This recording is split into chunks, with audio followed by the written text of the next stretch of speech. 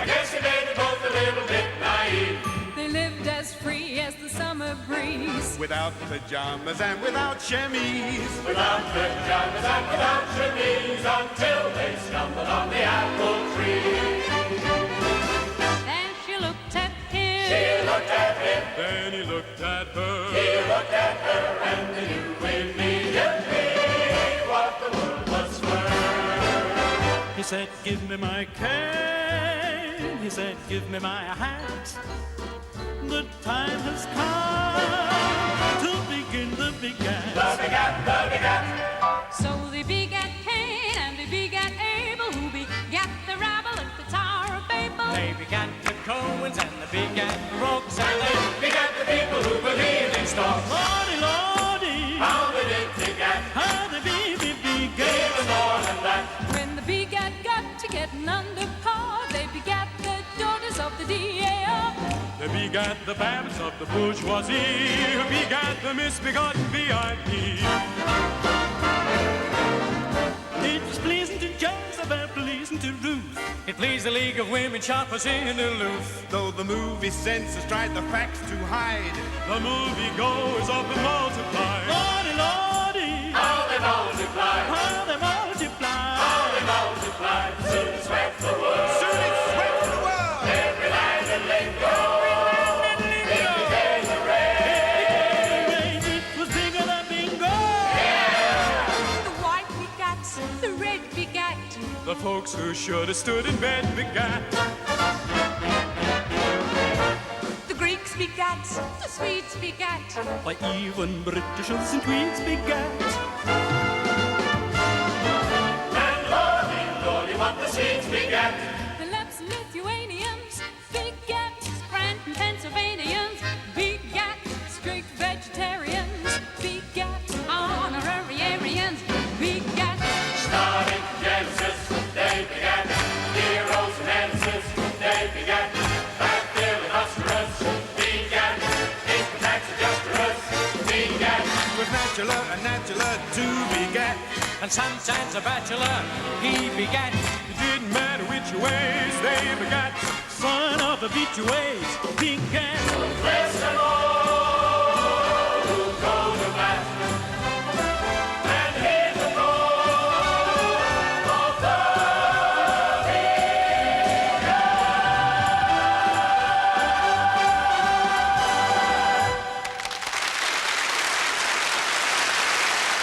Ladies and gentlemen, it's the Black and White Minstrel Show.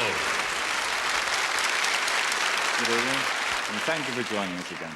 Most of our music tonight's been chosen from a backlog of viewers' requests that we didn't quite manage to fit into the last series, and I think Jane Marlowe is ready right now to sing the first one for you.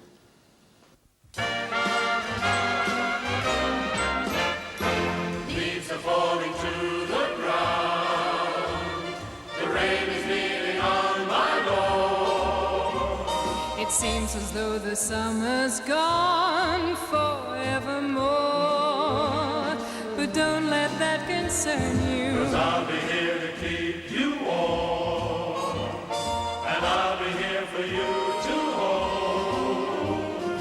And never will you have to worry about the cold, 'cause you can have yourself a piece of sunshine. Sing a little sunshine song. I'll be driving with your sunshine all the winter long. Just grab yourself a piece of sunshine. I'll guarantee you can't go wrong, and every rainy day you'll keep dry if you sing a little sunshine song. Sing a little sunshine song. Believe it's snowing Randall, cold and clear. The unborn grass lies waiting for its coat to turn to green. The snowbird sings a song he always sings. And speaks to me of flowers that will bloom again in spring. The say. You'll only break my heart again should I decide to stay. So little snowbird, take her with you when you go. To the land of gentle breezes where the peaceful waters flow. Then spread your tiny wings and fly away. And take the snow back with you where it came from on that day. The one you love forever is untrue. And if I could, you know that I would fly away with you. 8 months below, up is where to grow, up with which below can compare with.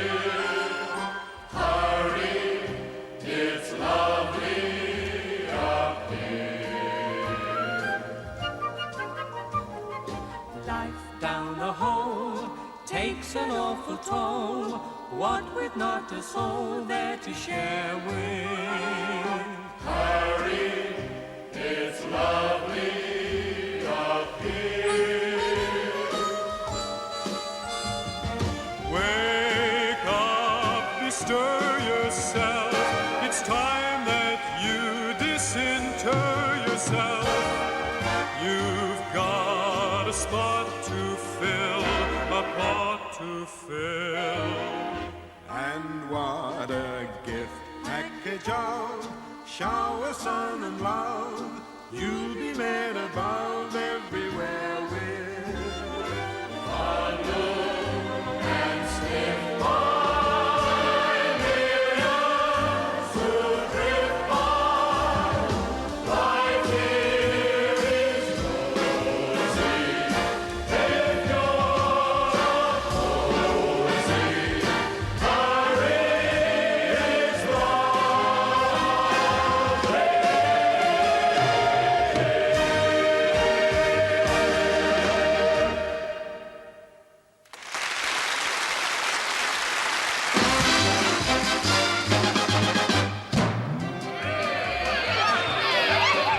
I've just got in from Salem, and I'd like to get the facts. Someone named Lizzie Borden has done something with an axe. And you're worried, cause the hoedown, usually held on Saturday night, might be ruined cause of Lizzie. Is that your problem? right. What in the world's gonna happen to the hoedown now? Something wrong with the hoedown. What in the world's gonna happen to the hoedown now? What went wrong with the hoedown? What in the world's gonna happen to the hoedown since Elizabeth acted low down? What in the world's gonna happen to the hoedown now? Who's Elizabeth? How in the world are we ever gonna have it now? Something wrong with the hoedown. How in the world are we ever gonna have it now? What went wrong with the hoedown? What in the world's gonna happen to the hoedown? It's the day for Lizzie's showdown. How in the world are we ever gonna have it now? What happened? Don't you know what happened yesterday morning? Sometimes between 10 o'clock and noon. The things that happen without any warning. The biggest news since Mrs. Shoes went out a balloon. What in the world's gonna happen to the hoedown now? You mean the trial of Lizzie? What in the world's gonna happen to the hoedown now? She's gonna keep you busy. What in the world's gonna happen to the hoedown? Will we let the hoedown go down? What in the world's gonna happen since she caught her parents napping? What in the world's gonna happen to the Saturday afternoon? Oh, now Lizzie Borden took her axe and gave her parents 81 whacks. Lizzie Borden took her axe for anyone.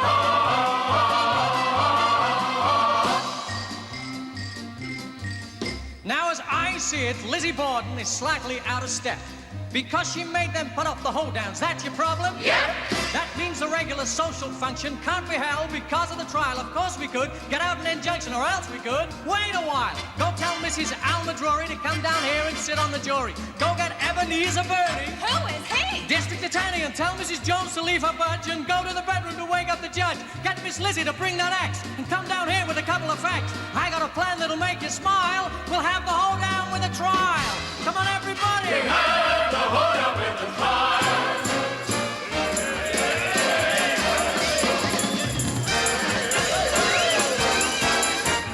Howdy, Lizzie.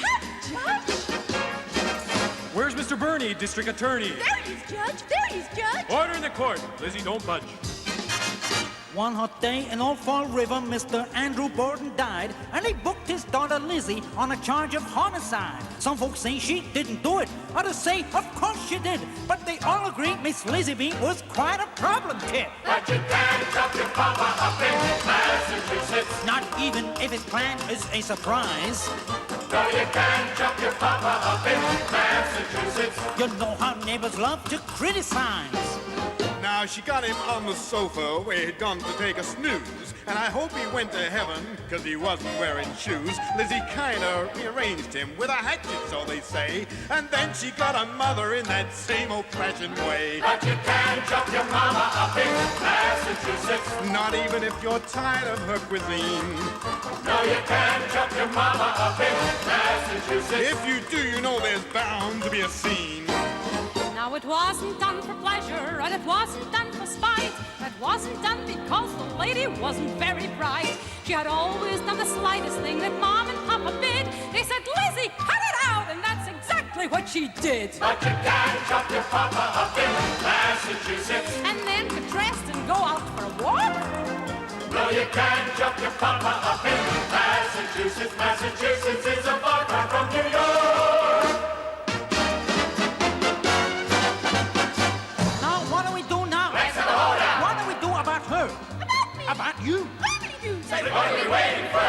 Did you do it, Liz? Debbie, no. That good enough for you, John? I guess so. That good enough for you, folks? Yeah. Then, Lizzie, you're free. But you can't drop your papa up in Massachusetts. Shut the door and lock and latch it. Here comes Lizzie with a brand new hatchet. You can't drop your mama up in Massachusetts. Cross your fingers, knock on wood. Local girl is making good. You can't drop your papa up in Massachusetts. Such a snub, I've heard it said. She bet her pa and cut him You dead. can't drop your mama up in Massachusetts.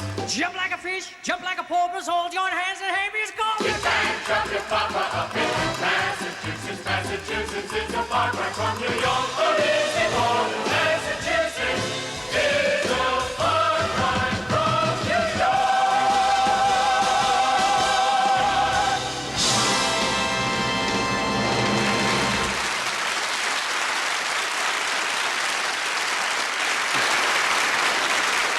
Thank you very much.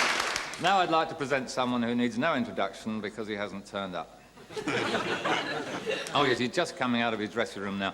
Don Maclean. Is it me? At last.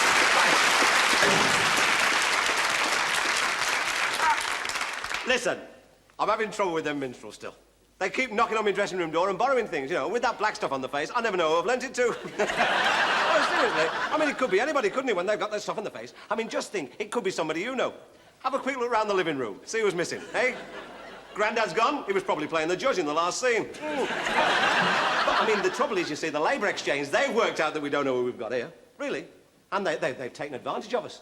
If they've got somebody on the dole and they just can't find them a job, they send them down here while we're not looking, slip them in. It's happened last week.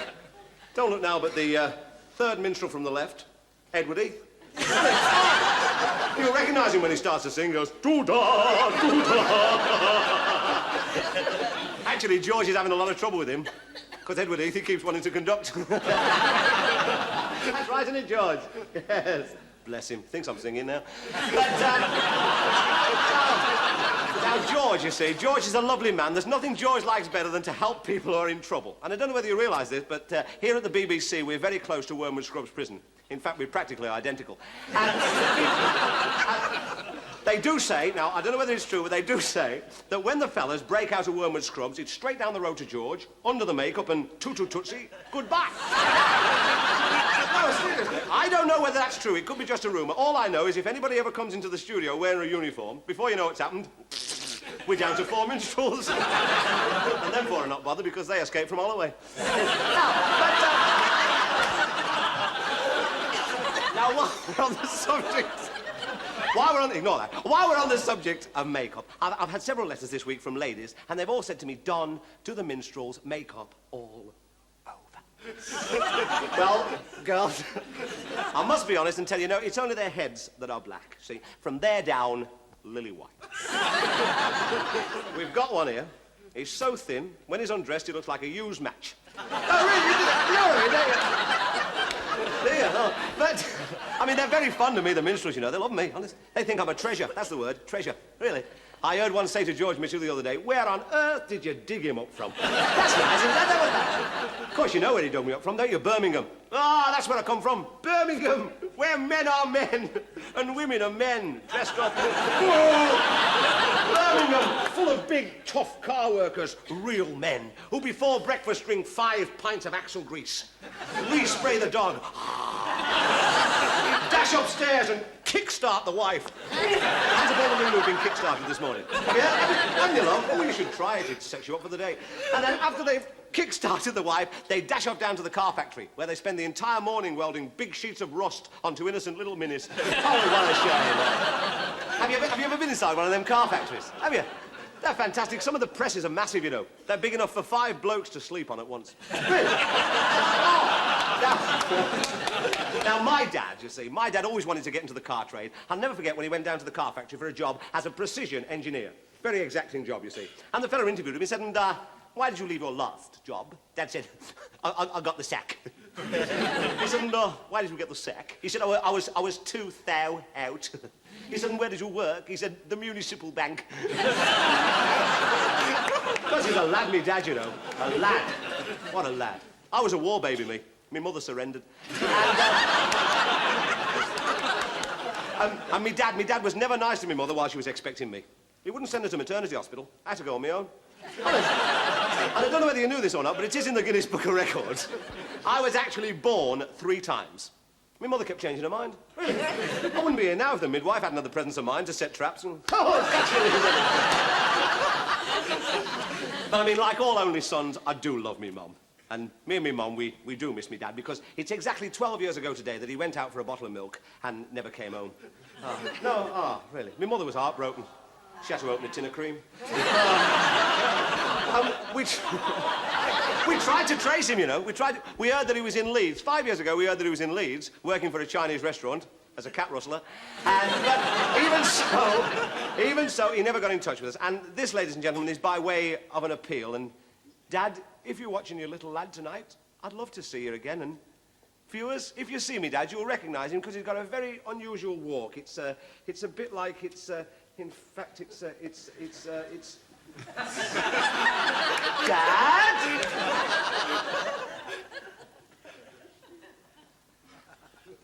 I'm upon my knees, sonny boy. I told you, I don't know who's in there! Daddy! Come here, son! Who's the chicken? Who's the boy? Turn around!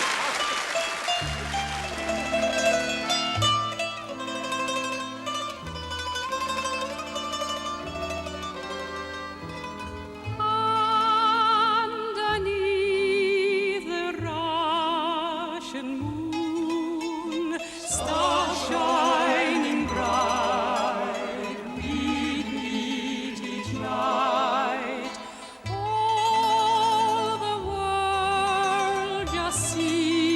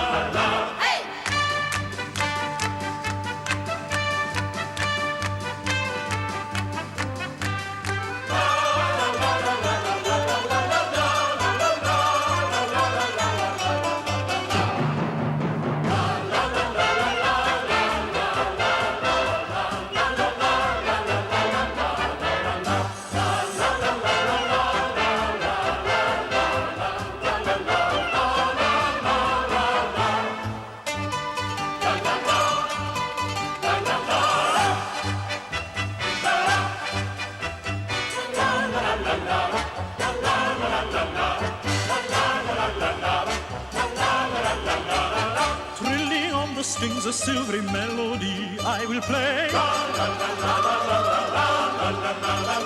So please listen to the story of the spring. La, la, la, la. Yes, the strings say I shall marry very soon. I shall marry. La, la, la, la. Give her sparkling wine to drink and all kinds of things to eat. La, la, la, la, la, la, la.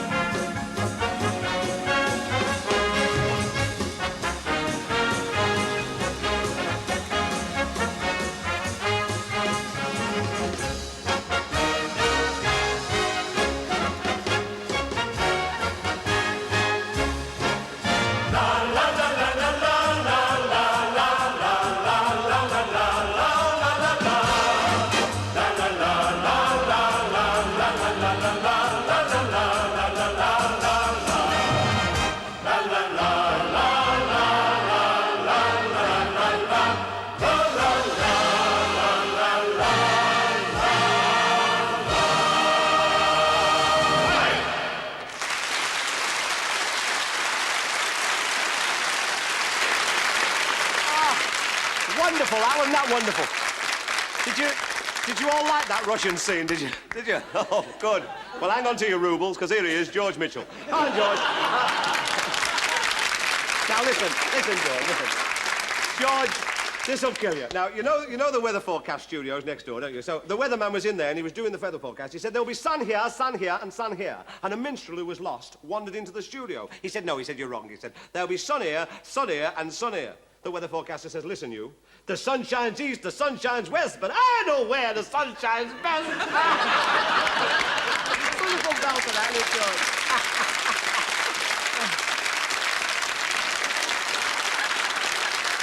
I thought it was funny.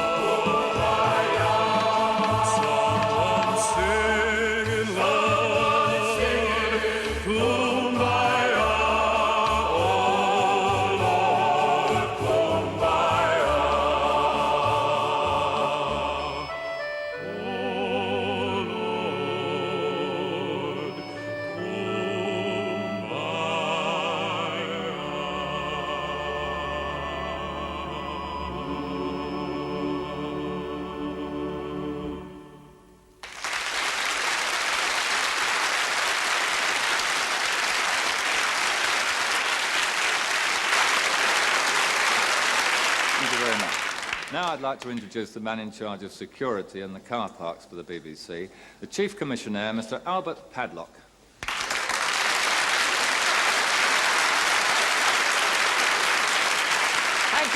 Thank you very much, Mr. Mitchell, sir. I have parked your Rolls-Royce in the usual place, sir, right next door to the Director-General's moped. I'm sure you will be highly delighted with the way that I have parked it, sir. Oh, good gracious, good heavens, and goodness me, what a surprise. It is a surprise, I know. When he comes to putting his hand in his pocket, he's got an impediment in his reach. Look at that. Sterling's getting weaker all the time. Actually, I'm amazed I don't get a lot more tips working here, you know, because it's a very dangerous job. I mean, the way some of them drive, I'd be a lot safer as a lollipop man at Brands Hatch. I mean, dangerous. A fella come here today to get a job with the BBC. They said you've got to fill in a questionnaire. So he come down to the gate and punched me head. Nasty, that. Mind you, he's got his compensations, you know, this job. Oh, yes, got his compensation. I mean, you see all the stars here. I mean, who was the first one in? First one in this morning, Robin Day, the original poison dart. Closely followed by Dick Emery, who you are awful, but I like you. That's a lie for a start, you don't like anybody in. And this afternoon, we had Anthea Redfern. Ooh. Just one look at her makes me feel like an 18-year-old. But I don't suppose I'll get one, so I'll have to make do with it.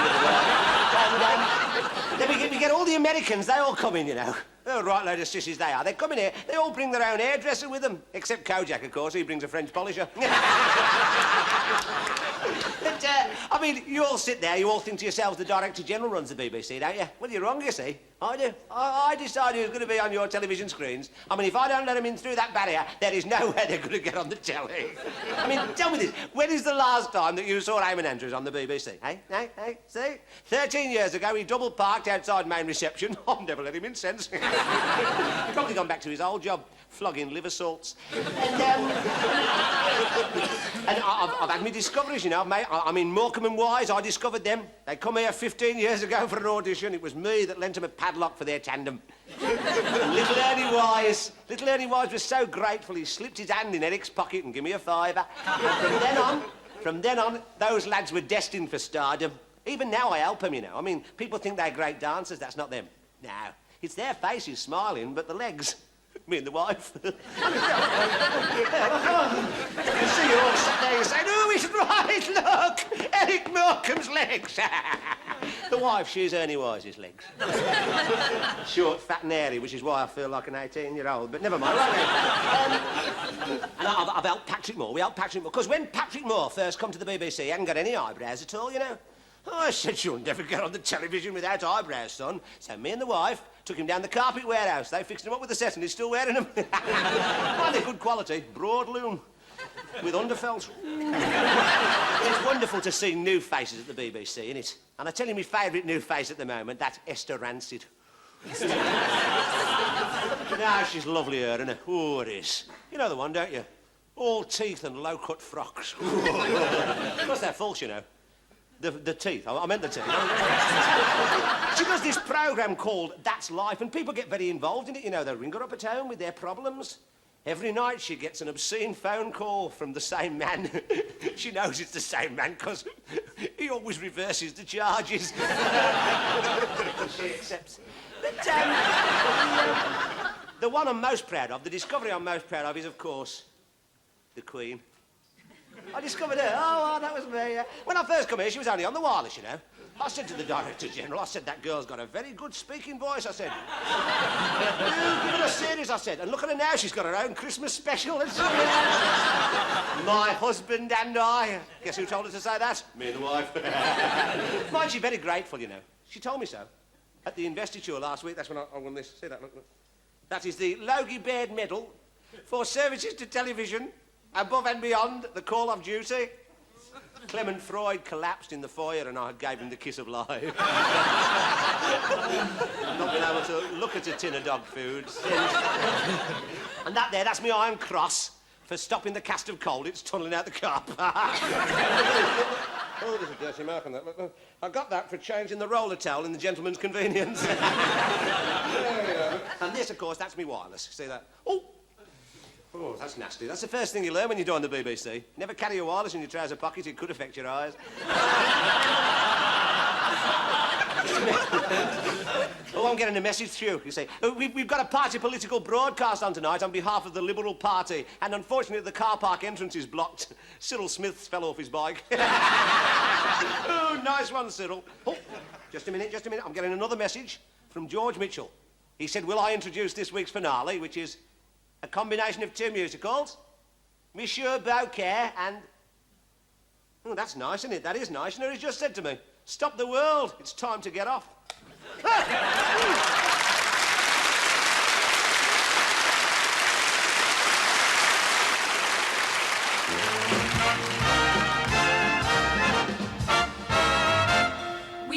typically English rosebuds born of typically English stock, with a typically Anglo-Saxon family tree. We received our education in a typically English way at a typically English Girl Academy. They play typically English tennis at a typically English club. With a typically English feeling for fair play.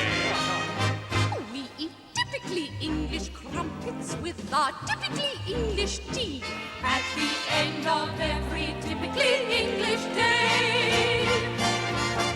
Father is a typically English colonel. Home is a typically English country town. Mommy and I play typically English patience while the typically English rain is pouring down. We've a typically English spaniel who likes typically English walks. Past the typically English trees upon the heath. And if anyone asks us how we like this typically English life, we are fed up to our typically English teeth. When they go to typically English dances, Mother gives them typically sound advice. How to cope with typically cause advances, though I but confess I find them rather nice. In the typically English summer, we take typically English trips To a typically seaside place with Auntie Maud.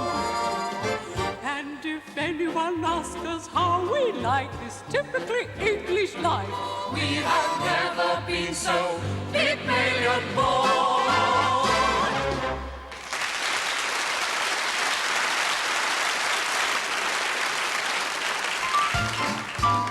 Gonna build a mountain from a little hill. Gonna build a mountain, lest I hope I will. Gonna build a mountain, gonna build it high. I don't know how I'm gonna do it, only know I'm gonna try. Gonna build a daydream from a little hope, gonna push that daydream up the mountain slope. Gonna build a daydream, gonna see it through. Gonna build a mountain and a daydream, gonna make them both come true. Gonna build a mountain from a little hill. Gonna build a mountain, just hope I will. Gonna build a mountain, gonna build it high. I don't know how I'm gonna do it, only know I'm gonna try.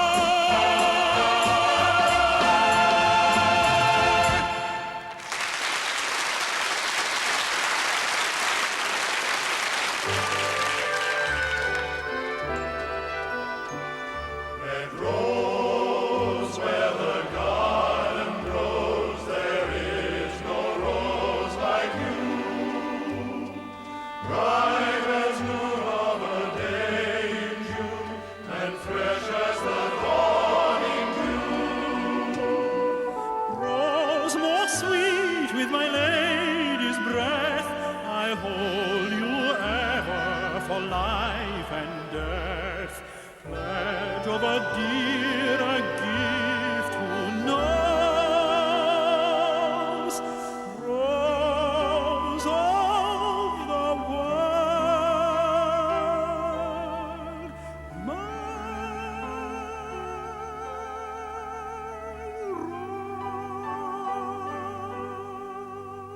rose.